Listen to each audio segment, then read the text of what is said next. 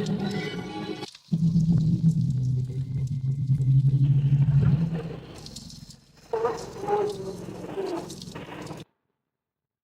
1859, a man named William S. Bodie and a few of his companions discovered gold in an area just east of the Sierra Nevada.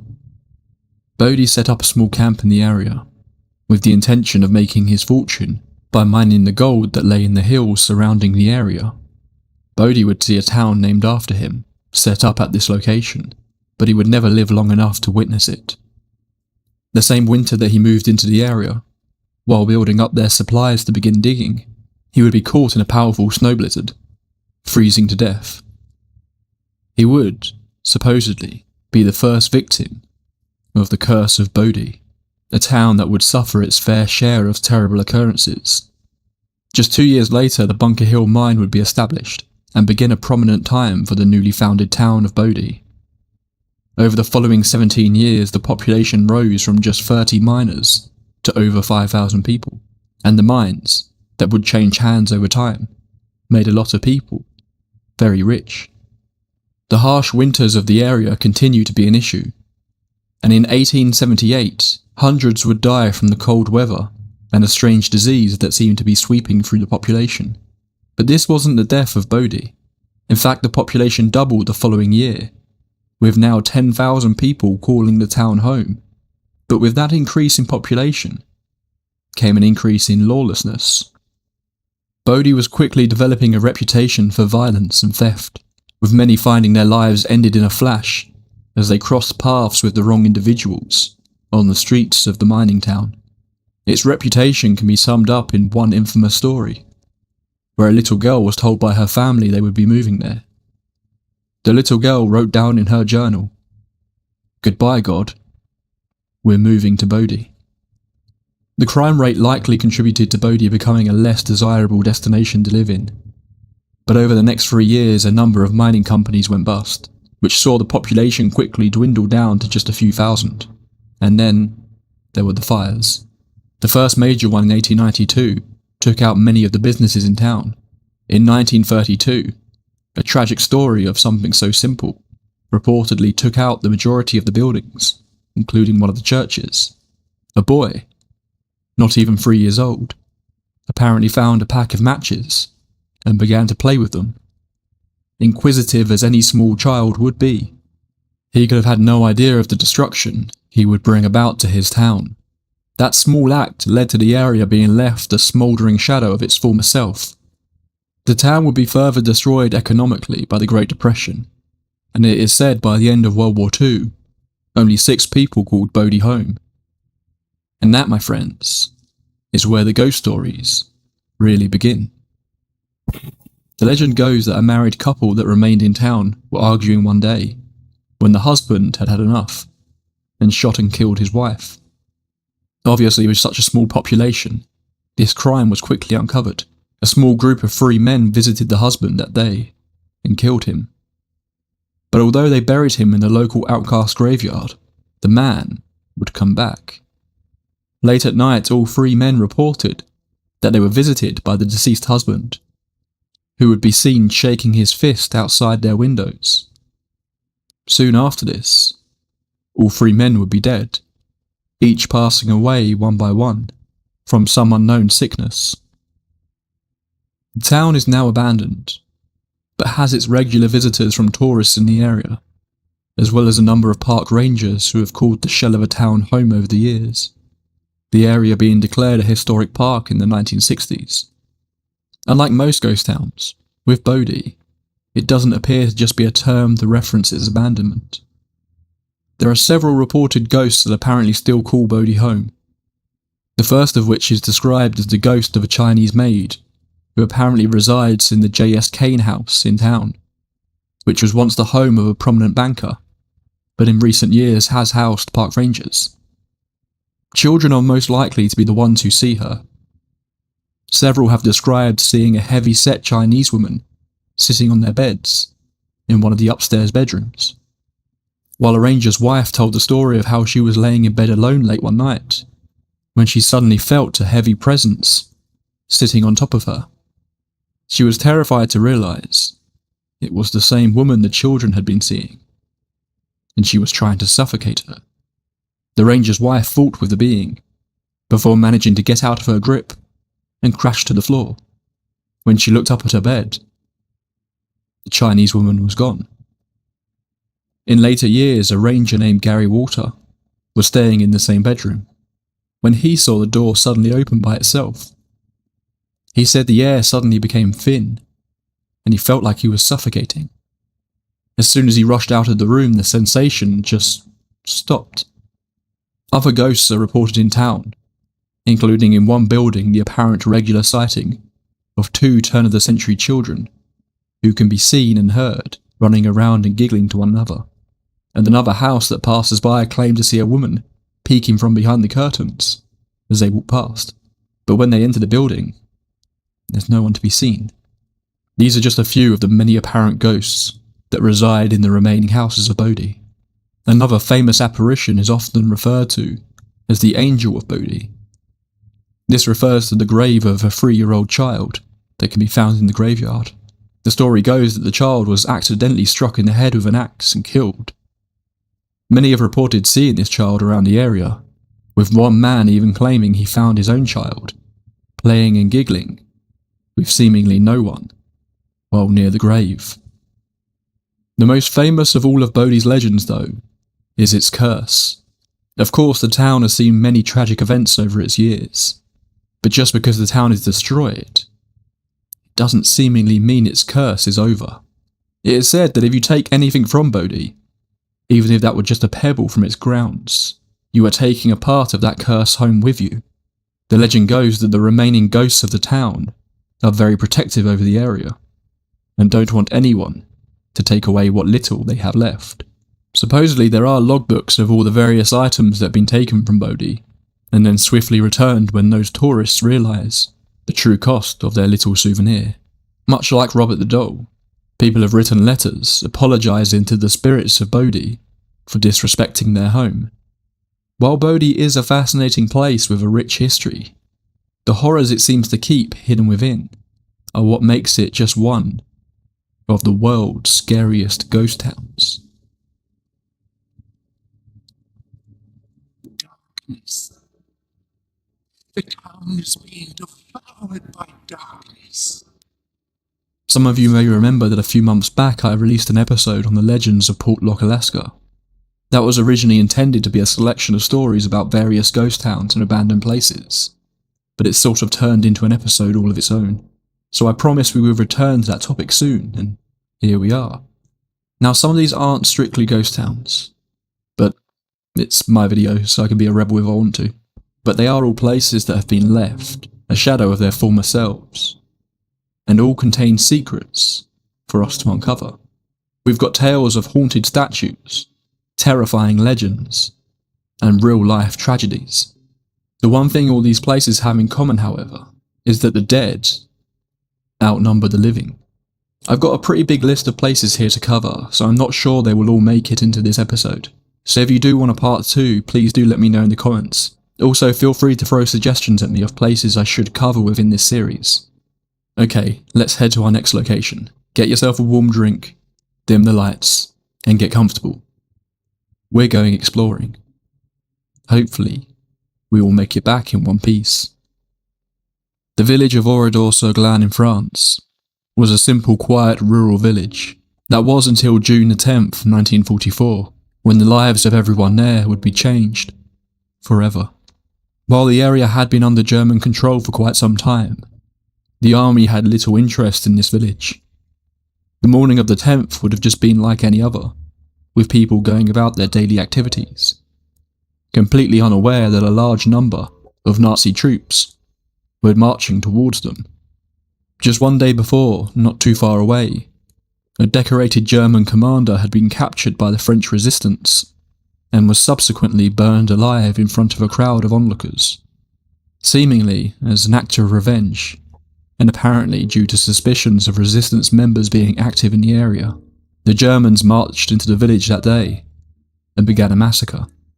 Originally presented as a standard ID check, the Germans began to separate the men from the women and children. The men were taken to several large barns, while the women and children were ushered into a church. The church was set on fire. Those that attempted to escape through its windows were shot down in a hail of machine gun fire. The men at the barn were also gunned down before they too were set on fire. 643 people lost their lives in the massacre, with only 6 surviving, many of whom were only able to survive by hiding underneath the bodies of their friends and families. The village was never rebuilt and remains a haunting reminder of the war that tore Europe apart. However, a new village was set up next door to it, and a museum was built to commemorate the atrocity that took place there. Of course, as with any place of such horrific history, reports of paranormal activity have been made over the years, with apparitions being spotted of people walking the ruined streets, and a sickly burning smell that apparently appears at random. But no stories of ghosts could possibly overshadow the very real horror that took place in this small, innocent village. In Boca del Rio, Mexico, there stands the remains of a theme park that has become something of a dream trip for many interested in the paranormal. I had a little trouble finding out much about the history of this place, so if anyone has a source with some detailed information about what happened here, then please do let me know. But seemingly the park was closed down not long after it opened in 1988. The park had been left to decay, and what is left is a creepy perversion of childhood memories. Urban explorers have recorded videos of decaying Disney characters that have been warped and broken by time. But what this park has become famous for, however, is one statue in particular. The legends surrounding the long-forgotten park claim, in true horror movie fashion, that it was built on the location of a graveyard, but that for whatever reason the bodies would not move first. This obviously adds a whole extra level of creepiness to an already strange place. Locked away in the basement of one of the buildings, explorers have found what appears to be a faded statue of Snow White. The reason this statue has gained so much attention, however, is that a video was uploaded that apparently shows the statue blinking. Others have claimed to see someone walking around the park late at night, just catching a glimpse of her in their periphery, before the figure quickly shuffles off into the darkness. Those who have got a better look at this figure claim it's the same Snow White that is locked away, seemingly escaping and walking around the abandoned park late at night. If there is any truth to these claims, it's obviously unclear, but I for one would love to go and visit Snow White one day. Staying in Mexico for the moment, let's talk about a much more well-known location, the Island of the Dolls. Accessible only by boat, this small but chilling island has become something of a tourist attraction, but is described as the world's largest collection of haunted dolls. The island isn't inhabited by any humans, at least not anymore. Instead, it is home to hundreds of some of the creepiest dolls you are ever likely to see, becoming a hotspot for not just those wanting to visit this little oddity, but also a whole host of paranormal researchers and explorers who want to see if there is any truth to the strange legend of the island. And what a fantastic legend it is. The story goes that at some point in the 1950s, a hermit named Don Julian Santana Barrera took up residency on the island. 2 different versions of the events that started all this have been reported. Some say a girl died before he arrived on the island. Others say that Don Julian witnessed her death himself, but in both versions, a small girl apparently drowned. The most common story is that he found her body floating down one of the canals. Don Julian attempted to save the girl, but it was too late. This led to his 50-year obsession. Don Julian claimed he could hear the girl screaming late at night, shouting that she was scared and wanted her doll. The following day he headed back to the spot where the girl had died, and sure enough, he found a doll floating in the water. He picked it up, dried it off, and placed it in a nearby tree. But then the next day he discovered another, and then another. Dolls were beginning to appear on the island. Don Julian saw this as the girl wanting more dolls, and when his crops began to fail, He thought this was her work, or at least that of some other spirit on the island. So he began to collect more and more dolls, in an attempt to appease the ghost, scouring rubbish piles for the remains of toys and bringing them back to the island, even trading food supplies with others, so that he could bring back more dolls, gradually filling the entire island with the twisted remains of toys that became even more disturbing as the elements began to ravish what remained of them over the years. In 2001, after close to half a century living on the island and collecting dolls, Don Julian invited his nephew to come and join him on a fishing trip. The now 80-year-old man reportedly said something about the mermaids in the water, calling to him. His nephew left Don Julian for just a few moments. But when he returned, he found his uncle, laying face down in the water, dead. Supposedly in the same spot he had found the girl, all those years before. The island, as I said, has become something of a tourist hotspot, with many seemingly visiting to ask the dolls for help in whatever difficulty they may be experiencing in life. Many have reported to see the dolls move or hear them whispering to one another as you walk past. I don't know how much of the story of the island of the dolls is true.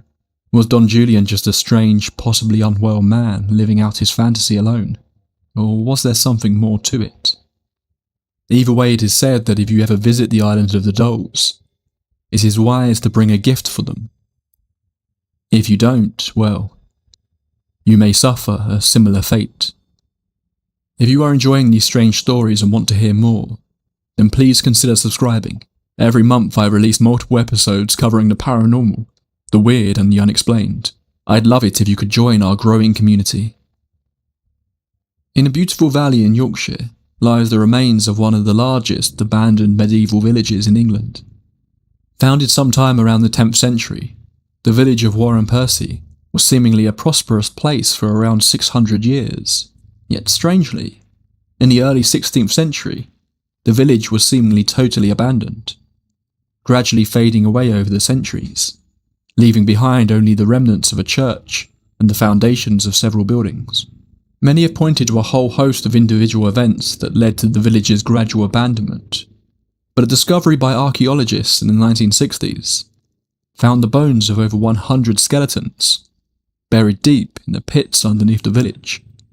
The bodies were apparently left there over the course of a few hundred years. But what made this a little strange was the condition the bodies were in.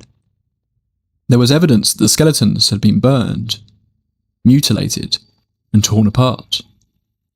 At the time, the suggestion was that maybe this was an example of cannibalism being present during a famine, or that maybe some sort of massacre had taken place there on one or possibly more occasions. However, a further investigation in 2017 led to the idea that the inhabitants of the village seemingly had a deeply held widespread belief that the dead were returning to life, believing these reanimated corpses to be some sort of vampire-like phenomena. The way to counteract this was by dismembering the bodies of the recently deceased before burying them deep in a pit, leaving Warren Percy as a terrifying and rare, but not unheard of, example of the belief of vampires within England's history. I think we'll finish up our exploration of ghost towns tonight with a look at what might be one of America's most famous abandoned places. The place that is often referred to as the real-life Silent Hill, Centralia. Throughout the 1800s, much like Bodie, Centralia grew into quite the prosperous little mining town. However, in this case, the export from the mines was coal. But again, much like Bodie, lawlessness was abound in the town, with the town's founder, Alexander Ray, being murdered by members of the Molly Maguires, a secretive society made up of Irish immigrants who were active in the area and were playing a key part in attempting to unionise the mine workers. Depending on what you believe, the Molly Maguires may have played a key part in the future destruction of the town. Father Daniel Ignatius McDermott was the first Catholic priest to take up residency in Centralia. Believing members of his own congregation to have played a part in the murder of Ray, he began to denounce the Molly Maguires publicly, which led to him being brutally assaulted by a group of men who were seemingly involved with the group. In a fit of rage, Father McDermott gathered the townsfolk and proclaimed that one day St. Ignatius Church would be the last remaining structure in the town, and that the town would be destroyed. He was partially right. St. Ignatius was demolished in the late 1990s, meaning that it was not even the last standing church in Centralia, but the fact he suggested the town would not be left standing at all was seemingly correct, with many spreading this legend as evidence that the town was cursed. The exact cause of what started the destruction of Centralia had been left up for debate, but the most commonly suggested cause was an attempt by the town's officials to clean up the local landfill using a series of controlled fires. This landfill was within an abandoned mine pit, just next to one of the small town's weirdly numerous cemeteries. In May of 1962, they used the fires as they had done numerous times before, within the landfill. But this time, the fire was not fully extinguished before the workers left for the evening, causing embers to fall into the openings that led deep into the numerous abandoned mining tunnels that were still present deep under the town. There is some debate over other possible causes of the fire, but whatever started it, the fire began to burn underneath Centralia, and it would not go out. It would be over a decade before the apparent seriousness of the fire under Centralia was discovered. Cracks had begun to open up in the ground surrounding the town, with toxic smoke seeping out from the burning fires below. In one famously reported incident in 1981, a young boy was playing in his backyard, when suddenly a 3-foot wide sinkhole opened up, revealing a terrifying 150-foot drop into the dark fiery pit below, and spewing out more smoke as it opened up. Luckily, the boy was saved before he could fall to his death, but the town was becoming increasingly dangerous for the residents.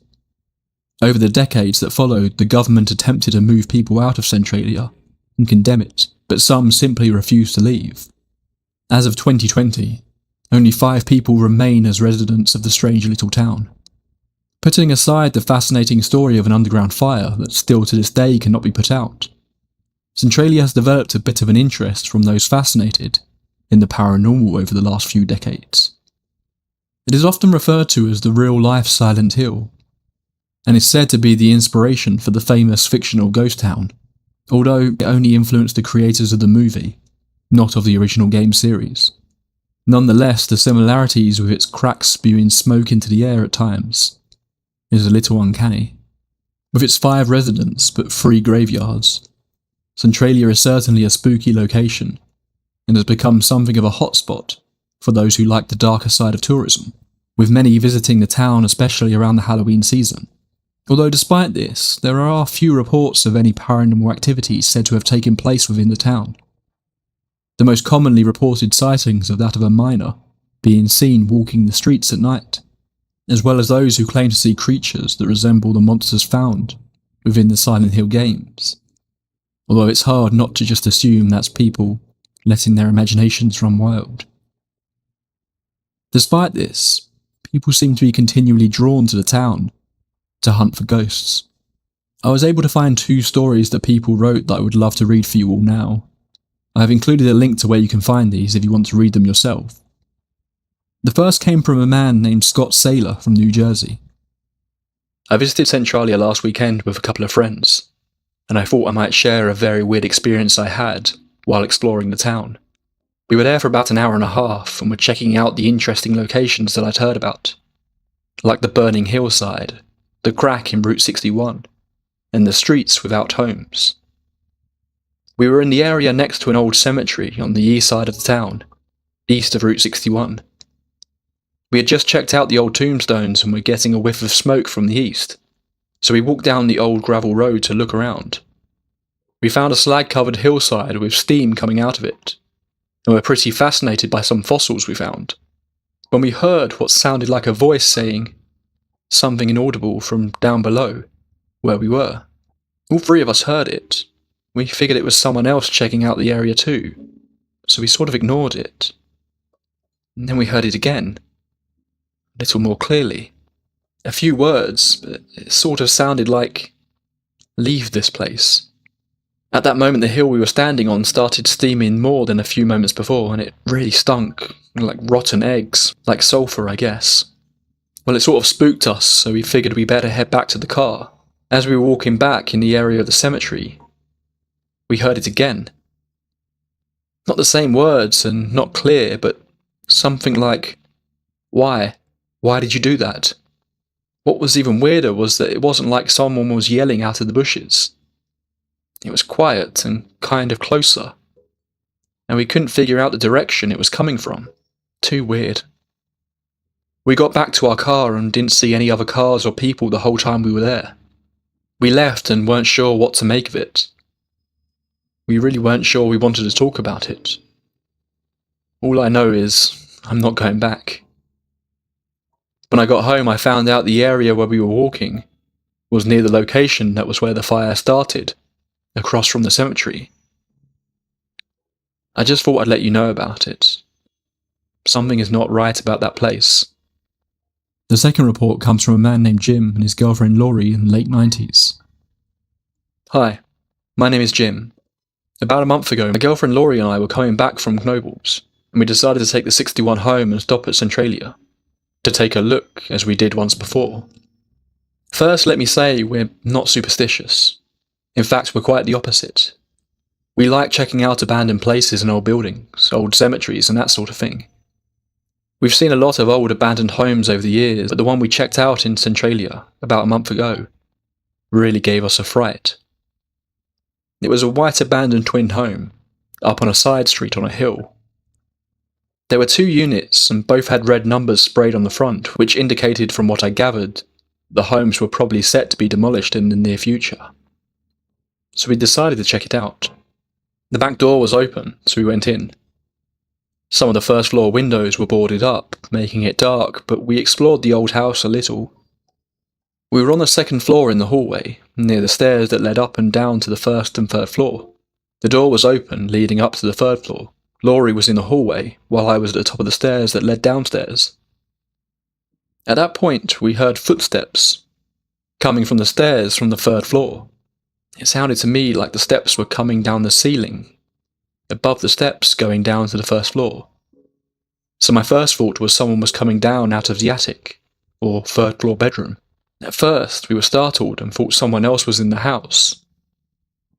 As the footsteps sounded like they were about to reach the second floor hallway, Laurie looked into the stairwell, expecting to see someone. There wasn't anyone there. At the same time, I looked down the steps to the first floor and saw nobody. We just stared at each other for a few seconds. I said, "You want to leave?" And she said yes. We made a beeline down to the back door where we came in and out to the car. We drove about 100 feet and stopped to look back at the house, looking at the windows. I mean, we expected to see someone looking out at us. Nothing though. Really weird. Like someone walked down those stairs, but we couldn't see them. Freaked us out. Anyway, I don't know what to make of that.